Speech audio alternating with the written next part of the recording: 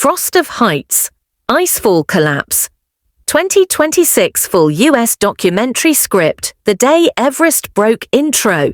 The day Everest held its breath, Everest, a mountain of dreams, a mountain of extremes, a mountain where human ambition rises higher than the clouds. But in 2026, something happened that changed everything. It didn't happen at the summit. It didn't happen during a storm. It didn't happen because of inexperience. It happened in the place climbers fear most, the place the Sherpas call the living monster, Khumbu Icefall, a maze of towers, cracks and shifting ice that finally collapsed in a way the world had never seen before.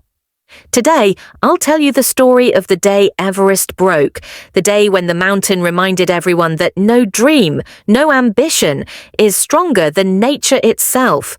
This is a story of survival, sacrifice, heroism, and loss, a story that lives in the frozen heart of Everest. 2. Why he decided to climb Everest. Philip's dream started years earlier. He had climbed mountains across Asia. He trained through storms, heat, exhaustion. He pushed his limits over and over. But Everest was different. Everest was the test, the ultimate challenge, the journey that would define his life.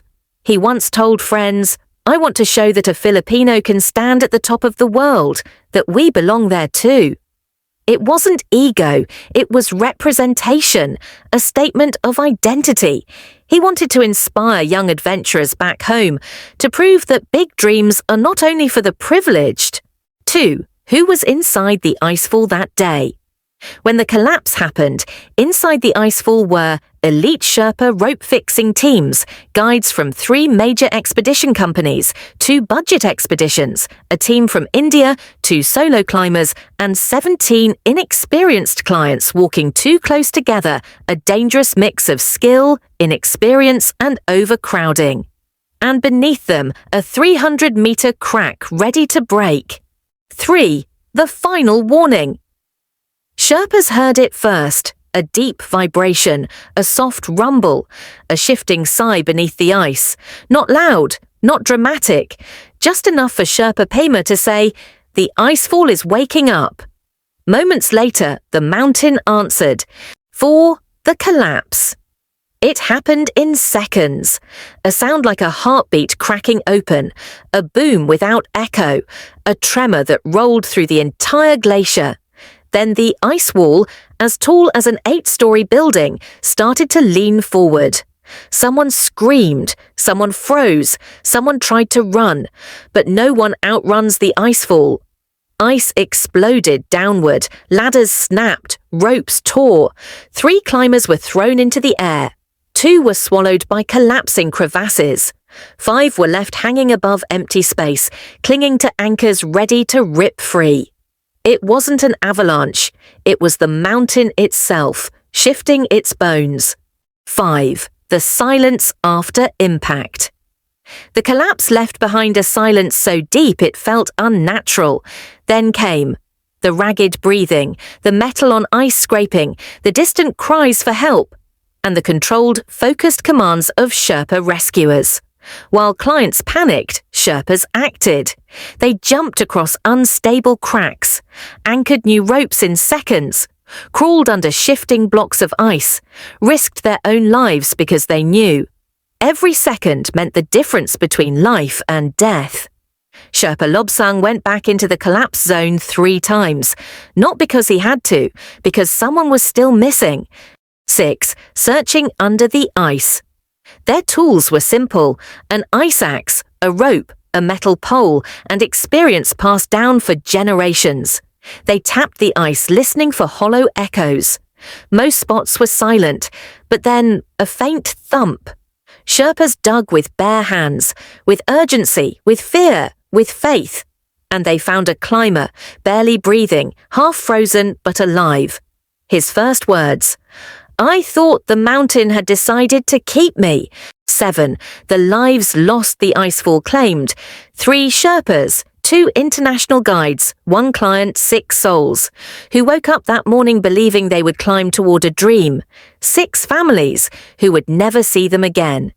And yet, rescuers say that if the collapse had happened just 10 minutes later, it could have been the worst tragedy in Everest history. Hundreds could have died. 8. Why the collapse happened in 2026. Experts identified multiple causes: unusually warm nighttime temperatures, rapid glacial movement, severe internal cracking, overcrowding, inexperienced teams, ignored safety spacing, global climate instability. But the truth cannot be softened. The icefall is becoming more dangerous every single year. 9. The stories of survivors. They shared memories that still break their voices. A guide from the US. When the ground fell away, I understood how silent death can be. A Sherpa who lost a friend. He told me he would be right behind me. He never came. A climber from India. I heard the ice crying. 10. Trauma that stays forever. Survivors later described sleepless nights, panic attacks, the feeling of ice shifting under their feet, guilt, fear of returning to the mountains.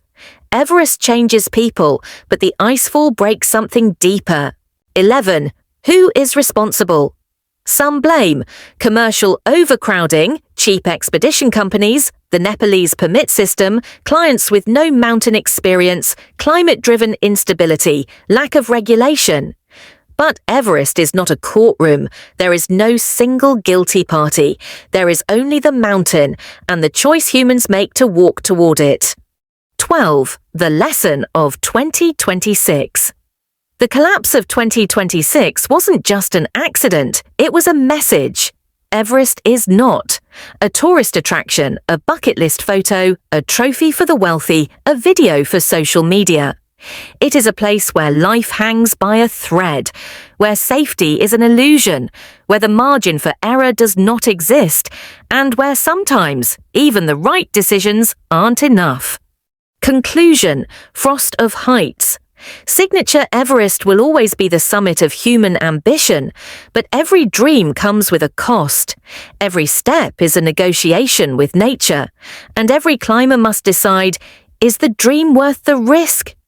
If this story made you think, if it made you feel the breath of the mountain, stay with me. This is Frost of Heights, where the mountains speak and we listen.